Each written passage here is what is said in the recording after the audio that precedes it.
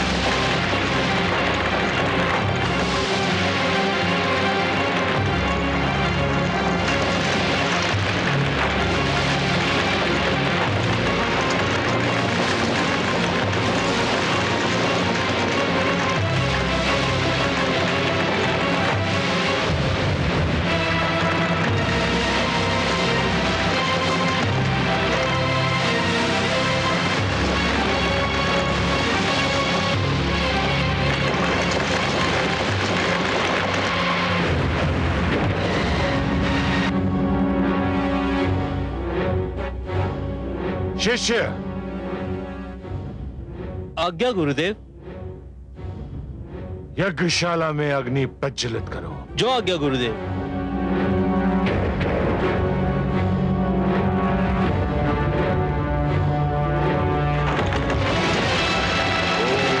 ब्रह्मदेवाय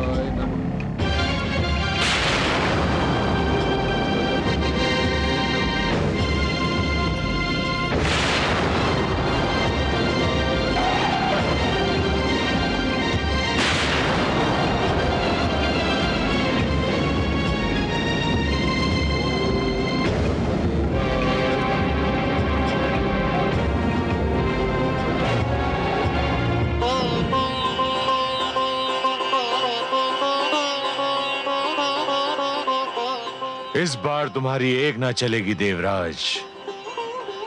मेरी शक्ति मेरे शिष्य की हर पल रक्षा करती रहेगी। तुम उसकी तपस्या कदापि भंग नहीं कर सकते, कदापि नहीं। कोई शक्ति के आधु और उसके पुत्र की रक्षा कर रही है। अब तो एक ही उपाय रह गया है। हिरण्यकशिपु बच गया, पर उसका परिवार नहीं बचेगा। अर्थात ये कि उसकी पत्नी केआदु पुत्र को जन्म देने वाली है। हम केआदु पर प्रहार करेंगे, उसके पुत्र को समाप्त कर देंगे। ये समाचार सुनते ही हिरण्यकशिपु को अपनी तपस्या भंग करनी पड़ेगी। पर हे देवराज, उसकी पत्नी और पुत्र ने हमारा क्या बिगाड़ा है?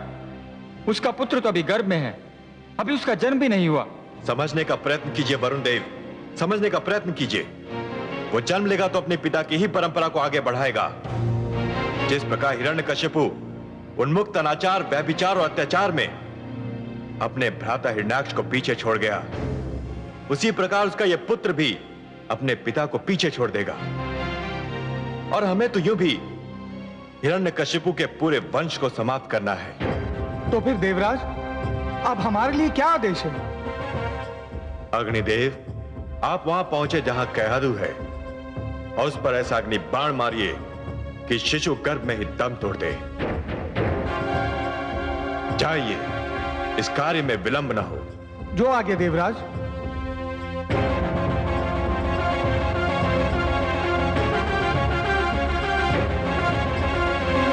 हे कमल नयन, ये तो बड़ा अनर्थ हो रहा है।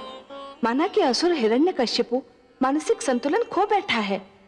उसने मानव लोक में आतंक फैला रखा है, परंतु इसके उत्तर में किसी बालक से जन्म लेने का अधिकार ही छीन लेना, किसी माता के गर्भ को छलनी कर देना तो घोर अन्याय है, अत्याचार है, नृशंसता है। मैं आपसे सर्वथा सहमत हूं महादेवी। अत्याचार का उत्तर अत्याचार से देना बिल्कुल वैसा ही है जैसे अग्नि को अग्नि से बुझाने का प्रयास करना। अत्याचार का दंड अवश्य देना चाहिए, पर केवल अत्याचारी को, पापी को, उसके परिवार के सदस्यों को नहीं। और ऐसे सदस्य को तो कदापि नहीं जिसने अभी जन्म ही न लिया हो, जिसे अपने पिता के पाप का ज्ञान ही न हो। हे कमल नयन, मेरी समझ में नहीं आ रहा कि मैं क्या करूं। एक और केआदु की कोख में पलते बालक को लेकर मैं चिंतित हूं, तो दूसरी ओर निर्दोष मानवों पर हो रहे अत्याचार को देखकर मैं व्याकुल हूं। मैं आपका दुख समझता हूं महादेवी। यदि ऐसी स्थिति बन जाए कि दो परस्पर विरोधी गुटों की लड़ाई में दोनों ही पक्षों के केवल निर्दोष और असहाय तत्व ही अत्याचार और आतंक के लक्ष्य बन जाएं, तो हर उदार मन तड़प उठता है। फिर आपके पास तो मां का हृदय है।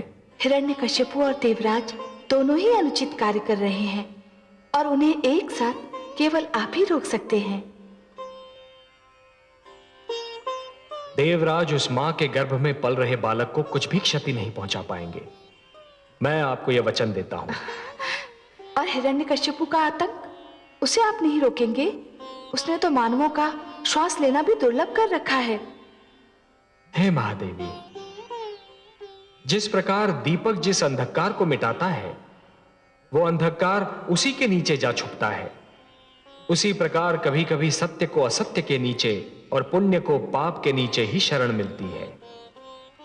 एक पापी सत्य को संसार से मिटाने की धुन में यह भूल जाता है कि सत्य तो वहां भी पल सकता है जहां कभी उसने सोचा ही न था।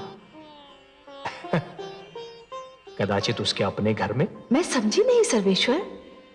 असुर राज हिरण्यकशिपु ने मेरा नाम लेने वालों को समाप्त करने का प्रण किया है। उसका दंड यह है महादेवी कि मेरा सबसे बड़ा नाम लेवा उसी के घर में जन्म लेगा। उसके अभिमान को स्वयं उसका रक्त ललकारेगा। आप तो बस देखती जाइए महादेवी। उसी के बालक के रूप में एक ऐसी कहानी जन्म लेने वाली है जिसे संसार कदापि नहीं भूल पाएगा। महादेवी, जिस प्रकार विष ही विष का अंत भी करता है, उसी प्रकार असुरों के आतंक का अंत असुर पुत्र ही करेगा। उस बालक की कयाधु के गर्भ में रक्षा और हिरण्यकशिपु के आतंक का अंत दोनों ही मेरे हाथों में है, और ये दोनों कार्य मैं करूंगा। आप तो रहस्यों के रहस्य हैं, भेदों के भेद। पर अब मुझे संतोष हो गया है कि आप मेरी सारी चिंताएं अवश्य दूर कर देंगे।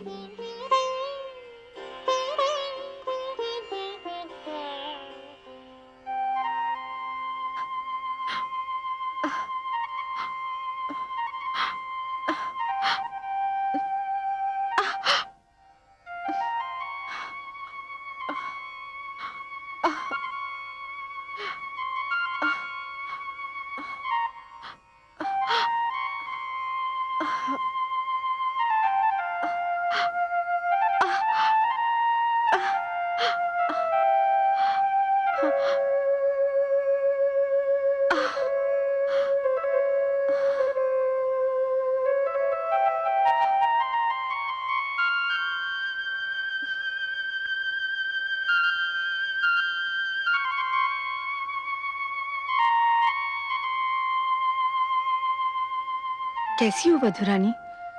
मेरा मन बहुत घबरा रहा है माते। इन दिनों में बहुधा ऐसा ही होता है। मां बनने वाली हर स्त्री यही चाहती है कि ऐसे समय में उसका पति उसके पास हो, उसके साथ हो। परंतु माता, क्या असुर राज का मुझे इस अवस्था में छोड़कर जाना इतना आवश्यक था? क्या वे कुछ समय रुक नहीं सकते थे? इच्छा तो मेरी भी यही थी कि इस समय हिरण्यकशिपु तुम्हारे पास होता, परंतु होनी को कौन रोक सकता है वधुरानी? पुत्र हिरण्याक्ष के वध के शोक ने पुत्र हिरण्यकशिपु की कुछ और सोचने समझने की शक्ति को समाप्त कर दिया है। परंतु तुम चिंतित क्यों होती हो? तुम अकेली नहीं हो, मैं हूं ना तुम्हारे साथ। तुम्हें भयभीत होने की कोई आवश्यकता नहीं। तुम पर कोई विपदा नहीं आ सकती। माते, न जाने क्या होने वाला है। मुझे बहुत ही भय लग रहा है। धीरज रखो वधुरानी, अब तुम विश्राम करो।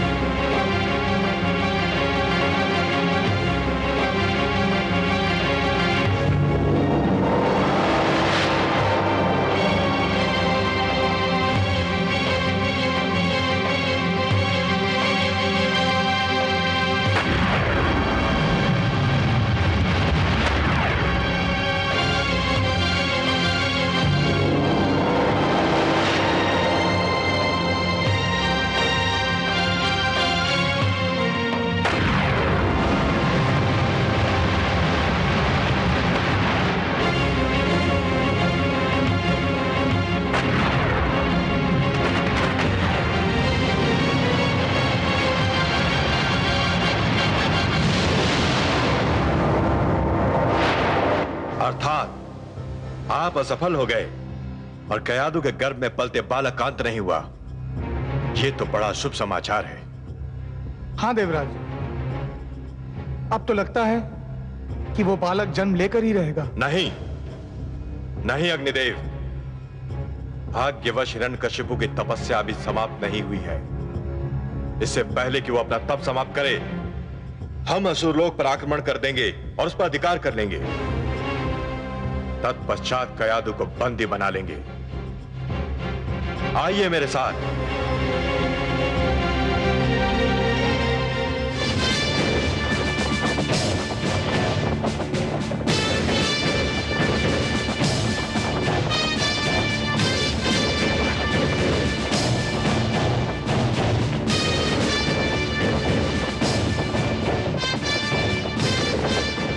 सारथी रथ रोको।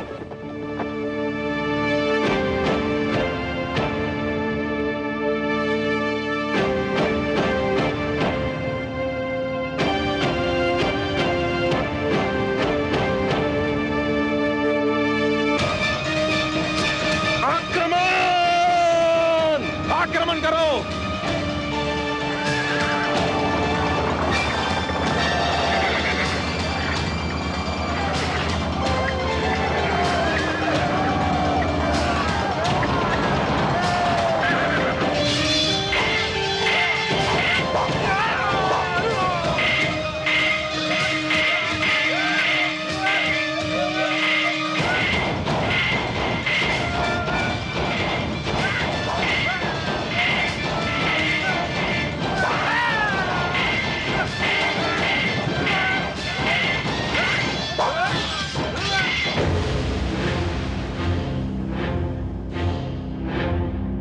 रुक जाओ, ये महारानी कयादू का कक्ष है।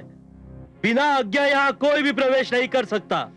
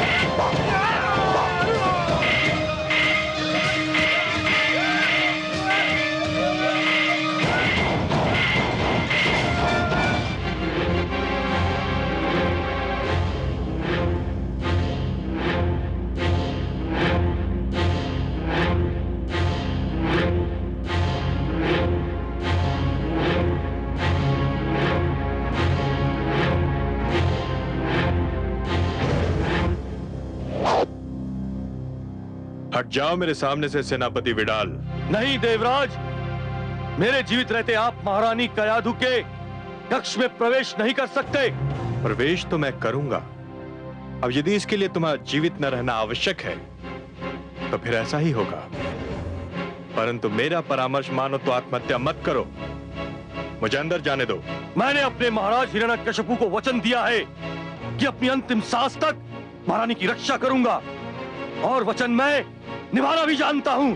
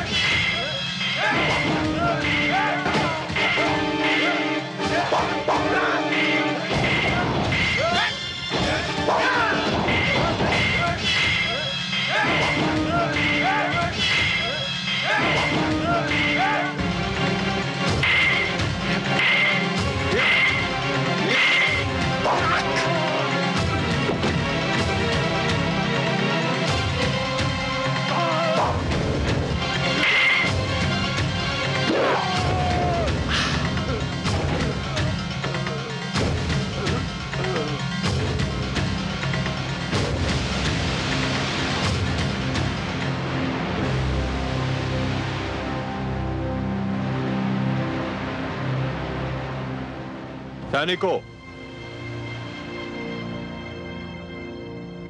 संपूर्ण असुरलोक को पूरी तरह तहस नहस कर दो, कुछ भी बचने न पाए।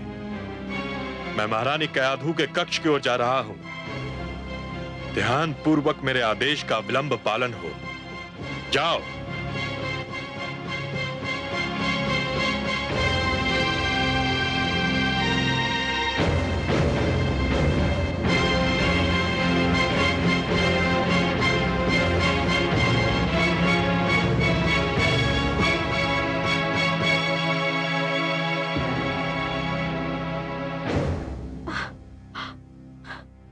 क्या है? क्या चाहते हैं आप देवराज? देवी, मेरी विनती है कि आप मेरे संग चली चलें। नहीं, मैं कहीं नहीं जा सकती। जानते नहीं, मैं मां बनने वाली हूं। जानता हूं देवी, इसीलिए तो कह रहा हूं कि आपको मेरे साथ देवलोक चलना होगा। नहीं, मैं अपने पति का घर छोड़कर नहीं जाऊंगी। मुझे मेरी स्थिति पर छोड़ दीजिए। देवी, मैं नहीं चाहता कि बल का प्रयोग करूं। आप मेरा अपहरण करेंगे देवराज? एक ऐसी नारी का अपहरण जिसके गर्भ में संतान पल रही है? यदि आप मेरी विनती को यही नाम देना चाहें तो मुझे कोई आपत्ति नहीं, पर चलना तो होगा आपको। मुझ पर दया करे देवराज, आप तो देवता है। यदि आप भी ऐसा दुष्कर्म करेंगे तो संसार का क्या होगा? मैं तुमको इसलिए ले जाना चाहता हूं कि तुम जिसको जन्म देने वाली हो वो भेड़िए का शिशु है।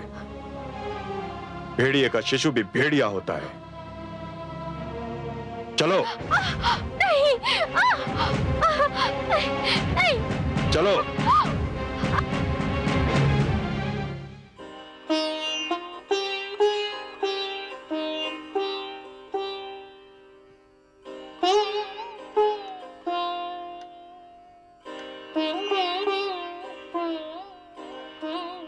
मैं आपका दुख समझ रहा हूं प्रिय।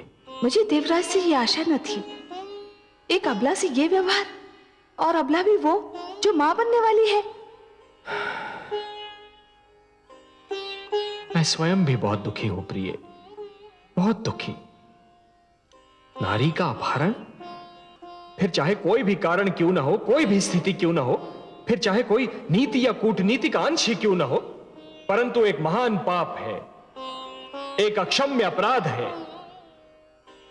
और यदि ये पाप या अपराध देवगण ही करने लगे तब तो फिर अंधेर है। देवता मानव के आदर्श हैं, और यदि देवता ही दुराचार करने लगे तो मानव किसका अनुसरण करेगा? कयाधु को बचाइए देवेश्वर, कयाधु को बचाइए। नहीं, चलो। नहीं, नहीं, नहीं। आओ, आओ मेरे साथ। आओ मेरे साथ। नारायण नारायण। क्षमा करें देवराज, मैं कदाचित अनुचित समय पर आ गया। आप ये जो महान कार्य कर रहे हैं, इसमें संभवतः मैंने बाधा डाल दी। मुझे इसका खेद है। आप व्यंग कर रहे हैं देवर्षि। मुझ में इतना साहस कहां देवराज कि मैं आप जैसे महान व्यक्तित्व पर व्यंग करूं। आप देवताओं के राजा हैं, सबको चरित्रवान बनने, सत्य मार्ग पर चलने के उपाय बताते हैं। आप पर तो वही व्यक्ति व्यंग कर सकता है जिसे अपने प्राणों की चिंता न हो। पर मैं क्या पूछ सकता हूं देवराज कि ये आप क्या कर रहे हैं और क्यों कर रहे हैं? इस नारी के गर्भ में एक पुत्र पल रहा है। यह मां बनने वाली है। यह कोई नया समाचार नहीं है देवराज। हर स्त्री विवाह के उपरांत कभी शीघ्र कभी देरी से मां तो बनती ही है। जानता हूं देवर्षि, पर इसके गर्भ में हिरण्यकशिपु जैसे अत्याचारी का पुत्र है। पुत्र तो पुत्र ही होता है देवराज, वह चाहे सदाचारी का हो चाहे अत्याचारी का। पर आप इस नारी का करेंगे क्या देवराज? इसको बंदी बनाकर रखूंगा और जब ये पुत्र को जन्म देगी तो उसका वध कर दूंगा। इसलिए देवराज, क्योंकि यदि मैं आपको बधाई दूं तो इसका अर्थ यह होगा कि मैं आप में और हिरण्याक्ष में कोई अंतर नहीं समझता। उसने भी एक नारी धरती का अपहरण किया था, और यदि मैं शोक प्रकट करूं तो कहीं आप रुष्ट न हो जाएं। वैसे देवराज, आपने अग्निदेव को भेजकर कयातु के गर्भ में पलने वाले बालक का वध करना चाहा था। उस अभियान का क्या हुआ? वो अभियान असफल हो गया। क्यों? कैसे असफल हो गया? किसी शक्ति ने उसकी रक्षा की थी। नारायण नारायण। तो आपको विश्वास है देवराज कि जिस शक्ति ने इस बालक के जन्म लेने से पहले उसकी रक्षा की थी, वह इसके जन्म लेने के उपरांत उसकी रक्षा नहीं कर पाएगी। आप कहना क्या चाहते हैं देवर्षि?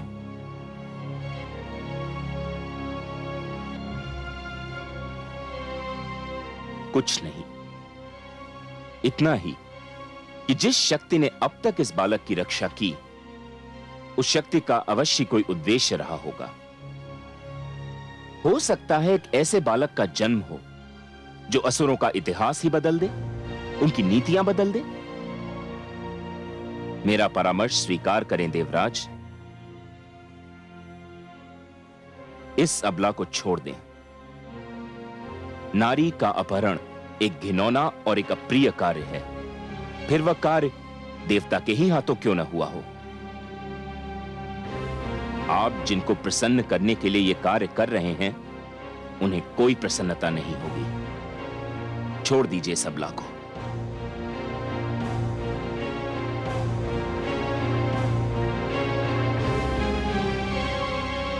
कदाचित आप ठीक कह रहे हैं देवर्षि।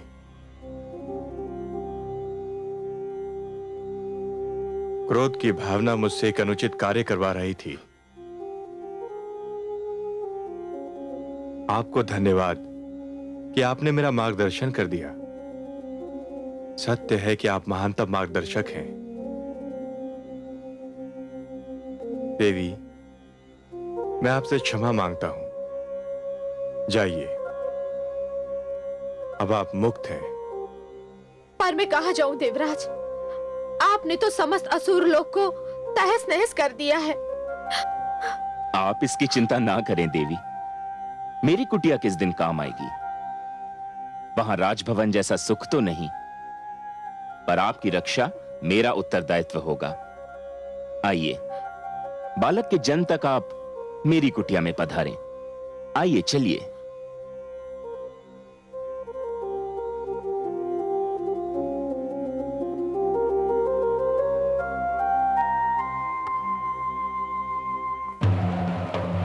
ओम ब्रह्मदेवाय नमः। ओम प्रजापते नमः। ओम ब्रह्मदेवाय नमः। ओम प्रजापते नमः।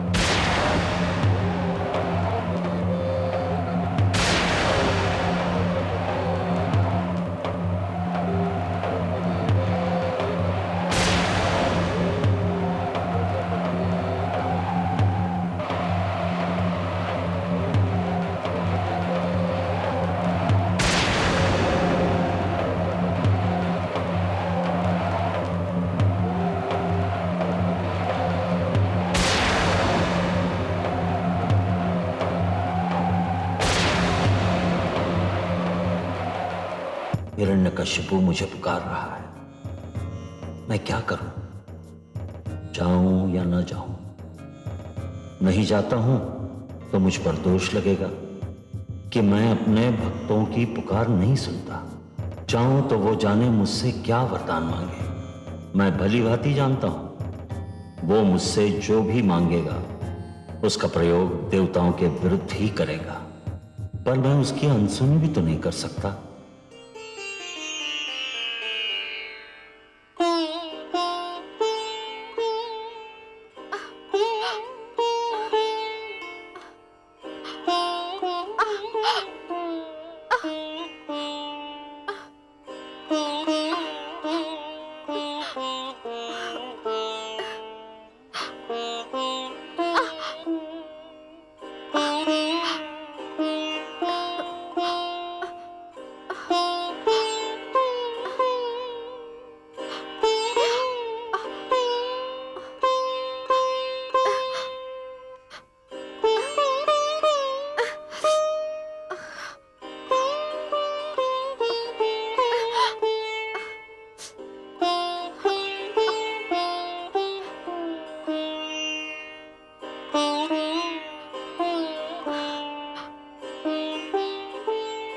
देवी,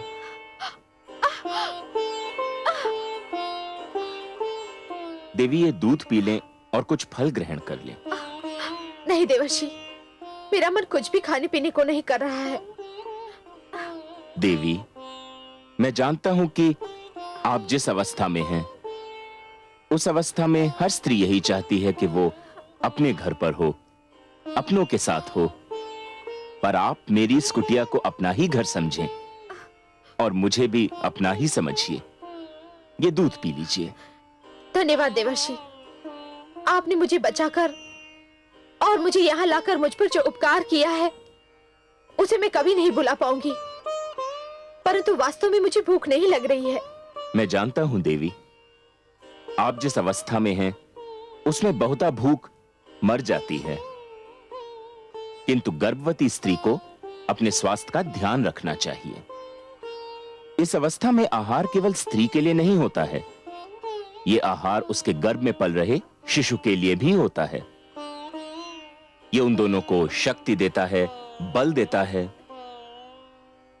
लीजिए देवी, पहले आप ये दूध पी लें और फिर फल ग्रहण कर लें।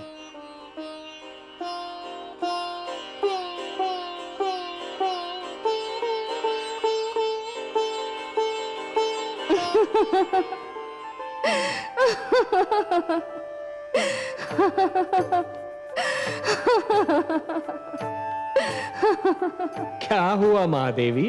हे कमल नयन, हमारे देवर्षि तो कयाधु को ऐसे समझा रहे हैं और उसकी इस प्रकार सेवा कर रहे हैं जैसे कि वो बहुत ही अनुभवी और जानकार व्यक्ति हो। विराजिए, महादेवी देवर्षि जो कर रहे हैं उसका संबंध अनुभव और ज्ञान से नहीं है, प्रेम और सहानुभूति की भावना से है। कोई भी यदि जीवन से प्रेम करने लगे, मन में प्राणियों के प्रति सहानुभूति की भावना रखे, तो प्रकृति आप ही सब कुछ सिखा देती है, सब कुछ समझा देती है। यदि मन में एक दूसरे के प्रति प्रेम, सद्भावना और सहानुभूति जागे, तो ज्ञान का मार्ग खुल जाता है। प्रेम के 2.5 अक्षर परंतु ज्ञान के सबसे महान भंडार हैं।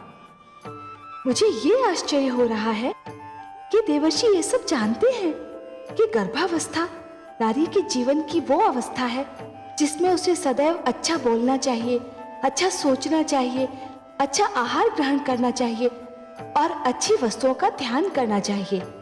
इस अवस्था में ये सब बातें नितांत आवश्यक है। ये तो वो जानते ही हैं, पर कुछ और भी जानते हैं। और क्या जानते हैं देवर्षि? देवर्षि ये जानते हैं कि गर्भावस्था में नारी के गर्भ में पल रहा शिशु जीवित और सचेत होता है। माता जो देखती है, जो सुनती है, शिशु उससे अवगत रहता है, प्रभावित होता है। तभी तो देवर्षि उसे सुंदर सुंदर बातें कह रहे हैं। देखिए ना महादेवी, देवर्षि उसे क्या कह रहे हैं। मैंने बालक ध्रुव को समझाने की बहुत चेष्टा करी, किंतु वह भी नारायण के दर्शन का हठ करता रहा और वह दर्शन करके ही माना। आप तो बड़ी मनमोहक बातें करते हैं देवर्षि। देवी, माता लक्ष्मी भी यही कहती हैं कि मैं बड़ा बातूनी हूं, किंतु आपसे अपनी सबसे मनमोहक बात तो मैंने अभी तक नहीं कही। सुनिएगा। अवश्य सुनूंगी। आपकी तो एक एक बात मेरे कानों से होकर मेरे मन में उतर जाती है। क्या है आपकी सबसे मनमोहक बात?